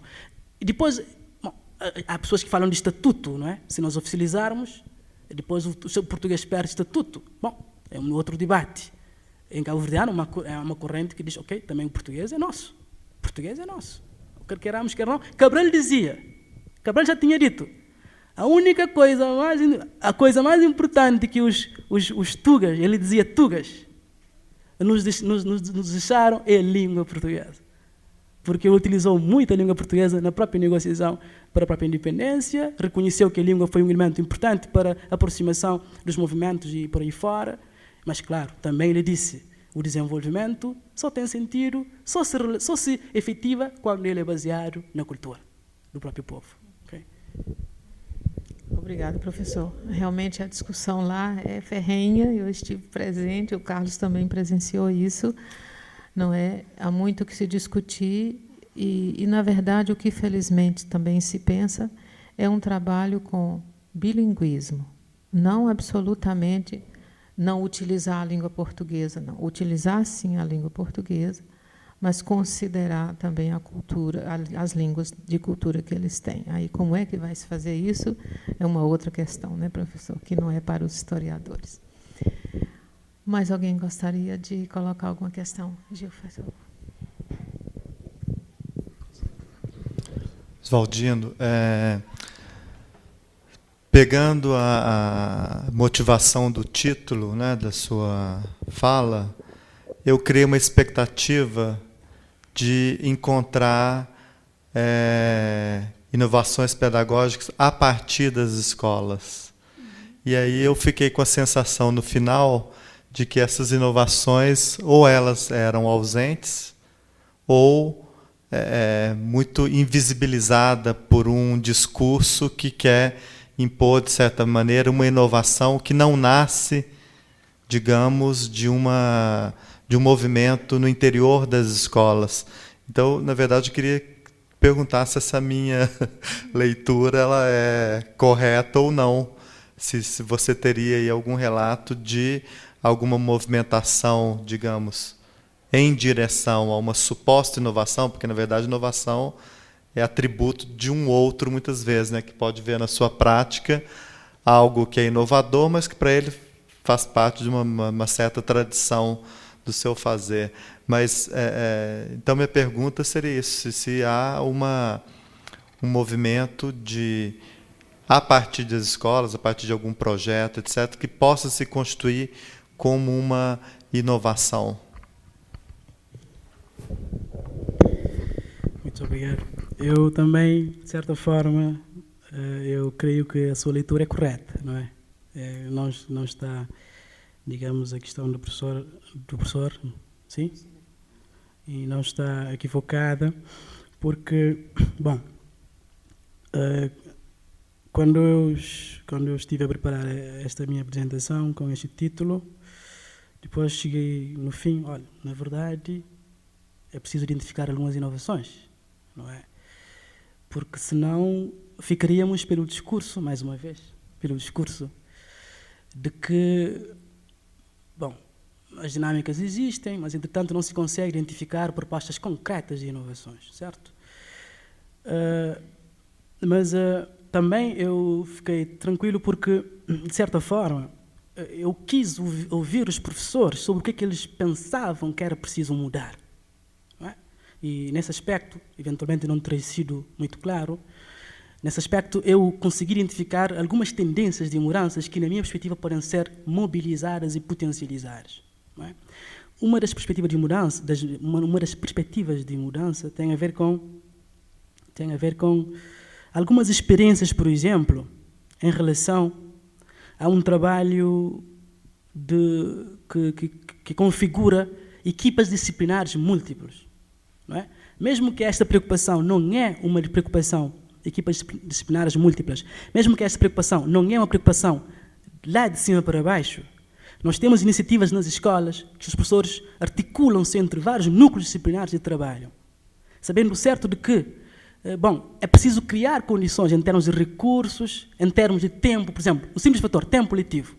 Cada professor no liceu, no ensino secundário, no ensino médio em Cabo Verde, trabalha 22 horas por semana, legalmente, ok? Na verdade são 27, a lei diz 27 porque as 5 horas são trabalhos feitos em casa, não é? Então, mas como é que você consegue, de certa forma, identificar uma prática pedagógica que teve um resultado muito positivo, estudá-la, segui-la, implementá-la, partilhá-la com a situação do recurso, com a situação do recurso de tempo, mas também do recurso materiais e outras coisas. Então, eu detectei, por exemplo, esta para mim seria uma inovação, a questão de experiências de articulação entre os grupos disciplinares, sobretudo no contexto de uma nova configuração curricular que fala muito de conhecimentos transversais, do pensamento complexo. Então, seria uma inovação. Se calhar para vocês, mais uma vez aqui, por isso que eu disse no início, é uma leitura, e essa leitura ela é feita a partir de um contexto, que é o meu contexto. Se calhar para vocês, esta não seria uma inovação, porque se calhar é uma coisa que está sendo feita há muitos anos. Mas nossa realidade não é assim. Nós temos professores que não vão à coordenação, porque acham que a coordenação não é importante, é perda de tempo. Nós, por exemplo, nas entrevistas que eu fiz, muitas pessoas diziam-me, bom, a coordenação eu não vou, porque na verdade não há novidades. Aquilo lá é sentar-nos uns aos outros, o que é que tu estás a dar? O que é que eu estou a dar? E já está, mais nada. Então, no meio dessa situação, nós conseguimos identificar alguns projetos, como eu disse, de articulação multi- e interdisciplinares. Para mim, estes projetos devem ser acarinhados, acompanhados e experimentados em vários outros contextos. Uma outra inovação também, uma outra inovação, entre aspas, também poderia partilhar consigo, poderia ser também a questão esta questão que eu disse no fim, por exemplo, esse problema de aproximar os pais das escolas. É importante, para mim, nós já descobrimos que se a escola deslocar a comunidade, tendo em conta as características da própria comunidade, poderá ser um grande ganho para a escola. Então, eu também colocaria este elemento como um elemento inovador, que também deveria ser acariciado, devia ser seguido e devia ser profundamente estudado. E por que não também, já agora, a partir das escolas, pensar em algumas políticas de formação, lá no Centro de Formação de Professores, que desenvolvessem competências dos professores em relação ao acompanhamento, a sua interligação com a própria comunidade, que é um aspecto que eu sei que não é muito bem trabalhado na questão da própria formação. Há mais indicadores de inovações que eu posso também aqui desenvolver. Por exemplo, tem havido em algumas escolas encontros de coordenação entre as equipas diretivas, para se articular entre essas equipas o que é que se está a dar. De certa forma, porque cada um está a seguir de uma perspectiva. Eu, por exemplo, eu já falei com professores de história de uma outra escola que me dizem: Osvalino, eu não dou historiografia porque é muito complicado. É muito complicado, eu não dou historiografia, filosofia da história não dou. Não tenho tempo para ler tantos documentos de Le Goff ou Lucien Febvre sobre esta questão. Não tenho tempo para isso. Então, essas exteriormente podem ser vistas como pequenas inovações, mas que, na minha perspectiva, podem ser indiciadores de um processo que, a partir do momento que for adequadamente analisado, poderá promover ou poderá despoletar um processo inovativo muito mais alargado. Não é? Muito mais alargado, porque nós temos práticas. No grupo de discussão que eu fiz, uma das questões que os subdiretores me disseram: olha, Osvalino, nós agora temos problemas com tantas atividades pedagógicas dentro da escola. Nós temos problema. Por quê? Primeiro, porque não temos condições financeiras. Segundo, já começamos a pensar: para que servem as atividades pedagógicas? É que nós não temos tido capacidade de avaliar a efetividade em termos de concretização real dessas atividades. Nós não temos tido capacidade de saber: olha, aquela atividade realizada ontem, uma palestra sobre técnicas, sei lá, de manutenção da saúde ambiental. Nós não temos capacidade para saber de que forma aquilo foi capaz de certa forma, despoletar um processo de mudança nos alunos. Não é? Por que isso? Porque, na minha perspectiva, o que falta são mecanismos intermediários de acompanhamento. Portanto, não vale a pena apenas dar ao professor um horário, ter um coordenador, mas é preciso desenvolver mecanismos de acompanhamento. Estou a falar de mecanismo pedagógico de acompanhamento sistemático, de pensar a prática, de tentar identificar, digamos, essas parcas iniciativas que aos olhos, digamos, dos outros podem ser coisas mínimas, mas recorrendo um pouco ao pensador da Universidade de Botsuana, nós temos que entender aquilo que temos e agir sobre aquilo que temos e perspectivar o futuro a partir daquilo que temos, certo? Não sei se cheguei a responder.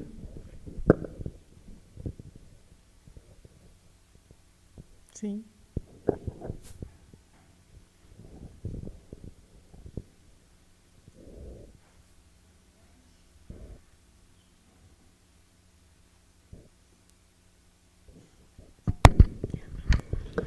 Antes de mais, quero felicitar ao professor pela apresentação. Eu gostei e esclareceu muitas dúvidas. Eu queria fazer assim, dar uma sugestão, ao mesmo tempo fazer uma pergunta acerca do ensino da história de Cabo Verde. E assim, eu já deparei assim, em várias situações constrangedoras nas disciplinas de cultura cabo-verdiana e mesmo lá na universidade, nas disciplinas sobre o património, em que nós temos que falar sobre o património cabo-verdiano em português. Eu já apresentei um trabalho, por exemplo, de São Felipe, em que eu tinha que utilizar muitos termos, digamos assim, crioulos da minha ilha, que por estar numa outra ilha seria difícil de se compreenderem, mesmo em crioulo, ainda mais para se traduzir em português. E a minha pergunta é, quando é que seria possível ter e ouvir uma aula de cultura cabo-verdiana ser lecionada em português, aliás, em crioulo? Seria só a partir da oficialização do crioulo? Obrigada.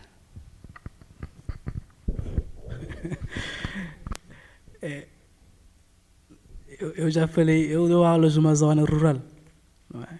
Cabo Verde, bom, as zonas, as escolas que estão, com a reforma educativa em 90, os liceus também foram expandidos para todos os cantos, ainda bem, não é? Porque até 90, como eu disse, só tínhamos 3 liceus e estavam situados nas principais zonas urbanas. Então, os meus alunos do 7º ano é o primeiro ano do ensino médio. Eles não conseguem dizer uma frase como deve ser em português. Não conseguem. E eu digo, mas por quê? O professor, meu professor nunca falou comigo em português. O meu professor nunca falou comigo em português na sala de aula. Porque geralmente o professor que está numa zona mais afastada, que não tem muita fiscalização, olha que, como nós dizemos em crioulo, dá aulas em crioulo sem problema, porque há uma certa distância da entidade fiscalizadora e o professor também, que eventualmente poderá ter alguns problemas com a língua, que não é só de Camões, de nós todos agora, não é? Então, bom, a pergunta da minha colega Paulina lembrou-me uma coisa interessante que este ano chegou às minhas mãos na escola, que eu fartei-me de rir, não é? Que é o seguinte, chegou lá um documento que disse: hoje é Dia Internacional da Língua Materna, que foi há tempo, não é? Há 2 meses atrás, ou não sei o quê. Então, a aula vai ser todas as aulas deverão ser em língua cabo-verdiana. Bom, eu disse, isso agora, o pessoal está a brincar com a gente, não é? O Ministério da Educação a reconhecer. Quer dizer, isso para mim foi o cúmulo de um discurso contraditório, quer dizer, evidente, não é?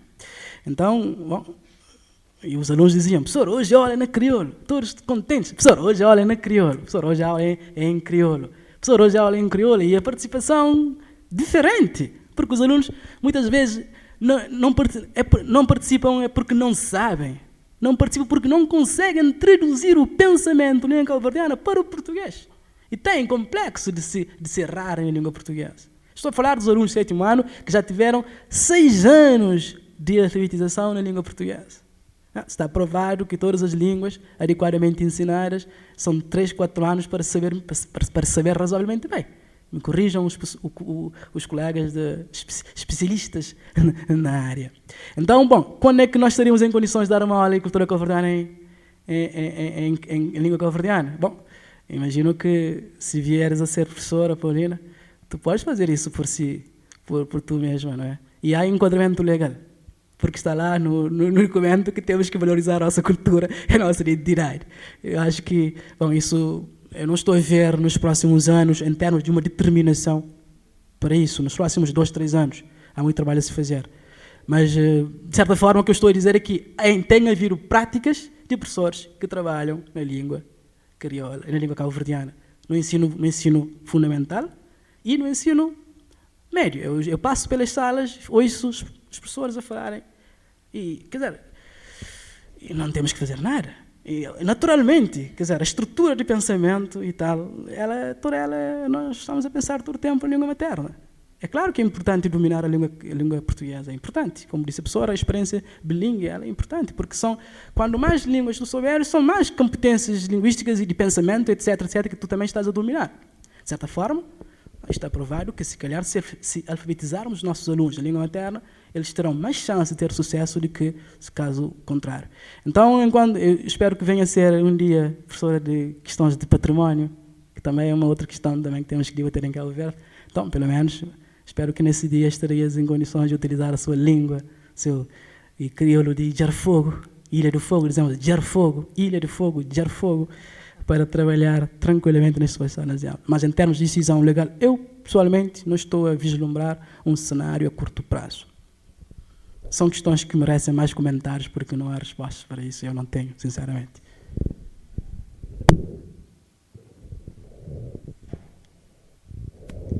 Enquanto ele está indo aí, eu acho que todo mundo entendeu que a pergunta foi feita por uma cabo-verdiana, naturalmente, da Ilha do Fogo, né, que tem muito o que defender e o que pensar sobre isso.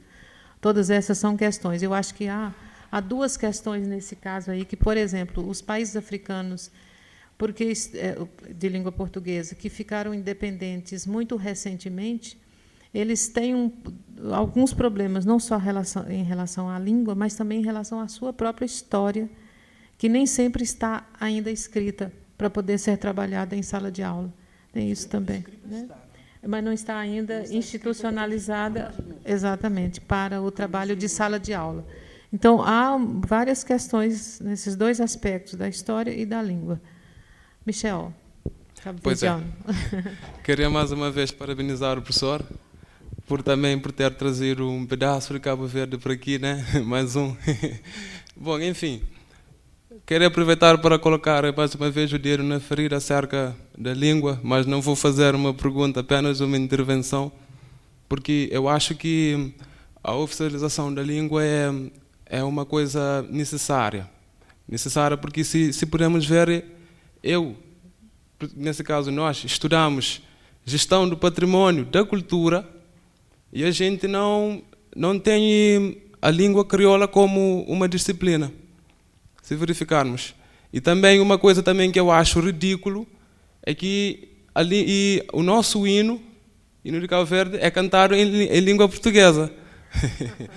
Para mim é uma coisa ridícula, porque eu acho que nem é preciso a língua ser oficializada para a gente cantar a nossa língua, o nosso hino em a nossa língua materna. Caso que a gente sente mais mesmo aquele profundo hino, se nesse caso, cantarmos em crioulo. Bom, enfim, a minha pergunta seria, como o professor estava dizendo no início, o ensino em Cabo Verde ainda está muito preso àquele sistema colonial, que, para fazer uma comparação aqui, da nossa história aqui no Brasil, a gente tem verificado muita diferença. E que, para mim, o ensino aqui está sendo muito mais satisfatório, muito mais rentável em relação a Cabo Verde. Que, para mim, o nosso sistema está a ser um atraso em nosso ensino. Não sei se isso é a concepção do professor, mas se isso for a sua concepção, se está a atrasar o nosso ensino, qual seria o caminho que o senhor sugeria para nós? Obrigado. Bom, o Michel acabou por tocar em várias questões, não é? Várias questões, e questões também recorrentes, questões, e complexas e tal. Já dizia um outro pensador que a maturidade de um povo também se relaciona com a capacidade que este mesmo povo tem de se relacionar com a sua própria história e cultura. Eu tenho dito, nas poucas ocasiões que me surgem, eu tenho levantado esta questão do sistema educativo, a sua concepção, no aspecto mais generalista possível, ainda nutrir um conjunto de características que para mim são heranças coloniais. Quer dizer, aqui não há novidade. Não há novidade. Não estou a falar aqui, não há nenhuma novidade. Okay? Bom, como eu disse, antes da independência, logo nos primeiros anos, nos primeiros momentos da luta pela independência, surgiu um fervor incrível.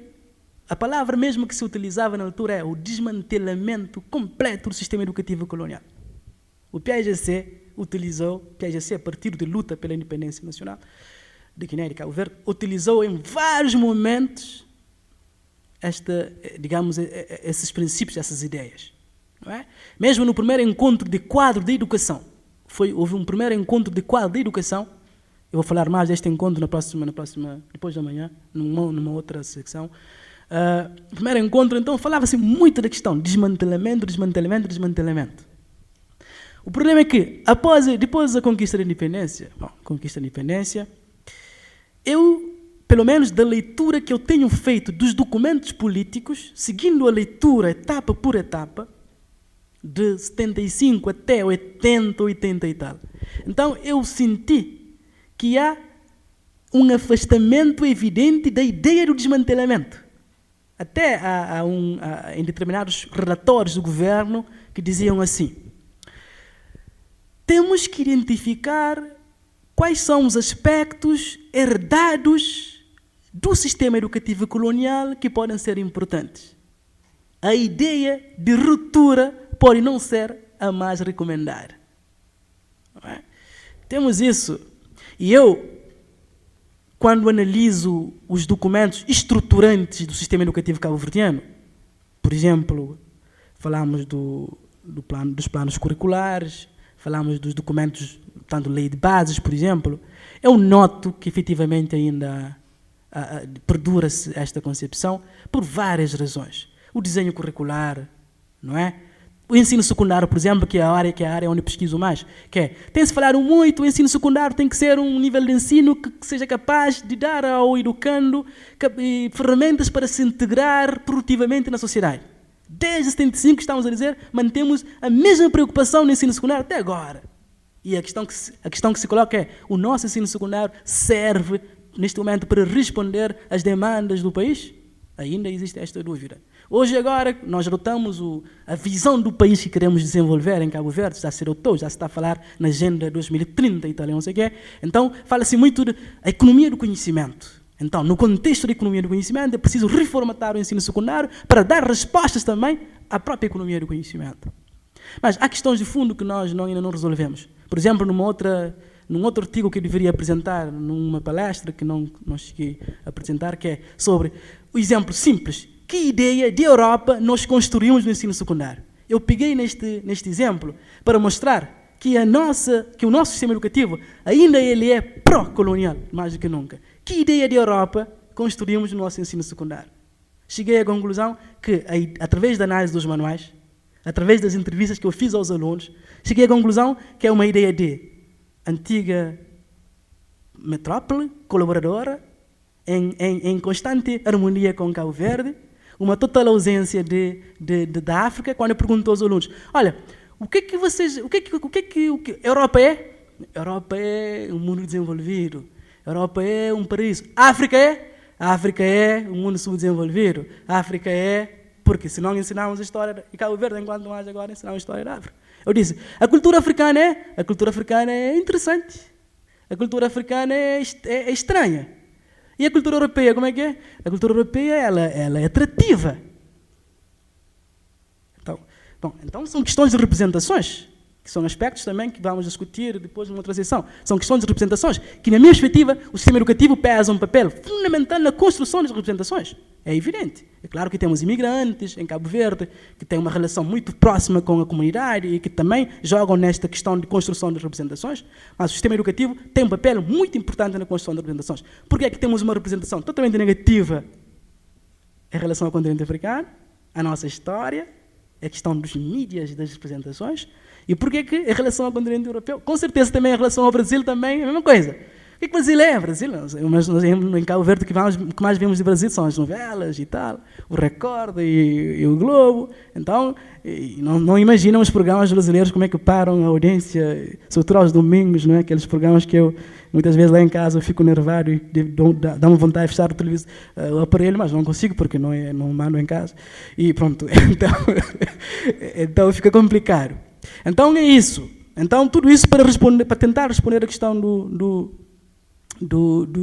Michel, que é o simples facto de nós ainda não estamos com dúvidas se queremos introduzir a história nacional no currículo, o simples facto de nós ainda mantermos um silêncio enorme em relação à história africana no currículo, o simples facto de pensarmos que nós somos africanos mestiços, mas a parte da mestiçagem que lembramos é apenas a parte branca, São aspectos que me dizem, que me ajudam a concluir que, efetivamente, nós temos que sair, mais uma vez, o Achilembem, temos que sair desta grande noite colonial. E a educação acaba por ser um aspecto fundamental. E temos que... E aqui toda a questão da valorização da prática, da valorização, portanto, das ideias que surgem no concreto, no contexto educativo em si, então são questões que devem ser levadas tanto a cabo. Há muito trabalho a ser feito. Há muito trabalho a ser feito, porque nós ainda continuamos com consultores da educação que são principalmente consultores europeus. Bom, eu, dificilmente, nos próximos 10 anos, conseguirei entrar numa equipa de consultoria sobre a educação em Cabo Verde. Dificilmente, porque tudo aquilo está muito bem orquestrado, não é? Eu teria que falar com um amigo meu que cheguei a conhecer, que é um senhor até dinossauro português, dinossauro em relação ao sistema educativo cabo-verdiano, que tem feito todas as reformas. Eu cheguei a conhecê-lo porque trabalhamos junto na reformatação do ensino superior.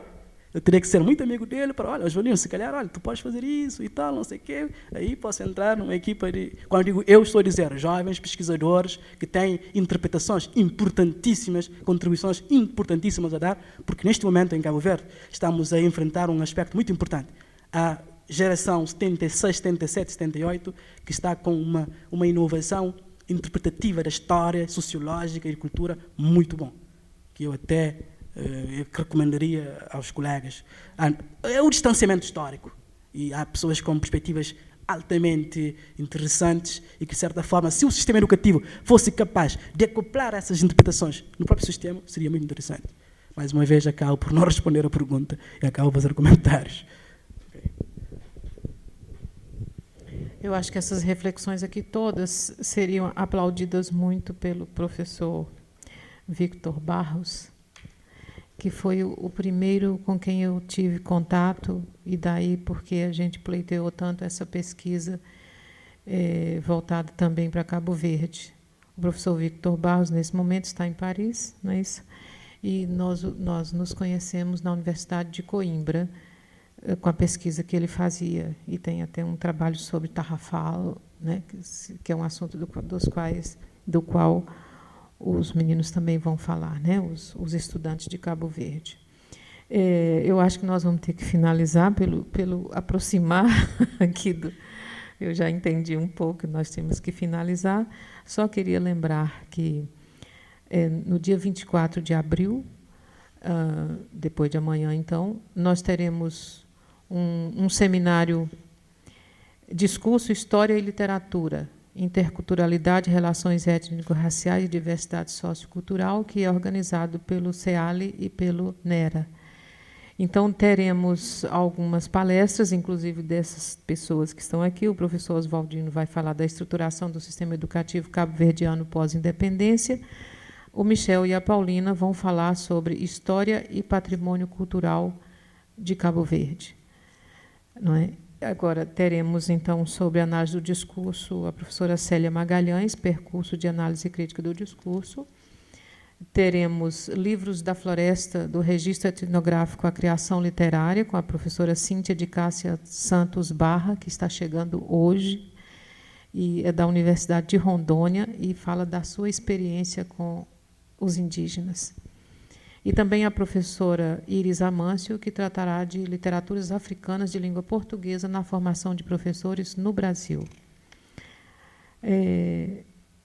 Depois nós teremos uma oficina, que essa já está lotada, não vamos mais falar sobre ela, e sobre os projetos em andamento em Angola, em Cabo Verde, Guiné-Bissau e São Tomé e Príncipe. São pessoas que estão aqui ou fazendo mestrado, no caso do Silvestre Gomes e da Virgínia K., e que estão em doutorado sanduíche ou em mestrado sanduíche, que é o caso do professor Francisco Oswaldino e o Maurício Lana, de São Tomé e Príncipe. Nós vamos ter que terminar, né? Eu queria, então, agradecer, não é, o professor Oswaldino por tudo que trouxe e tantas questões levantadas, não é? Nós temos muitas questões para discutir. Então, nós agradecemos muito ao professor Oswaldino. Naturalmente, contamos também com a presença de todos vocês no nosso próximo Ceale Debate, que será no dia 7 de maio, com Beatriz Soto e Edith Corona, e elas tratarão da organização de bibliotecas para a primeira infância, as contribuições de 2 experiências mexicanas. 7 de maio, próximo Ceale Debate. Agradecemos, então, a todos. Uma boa noite.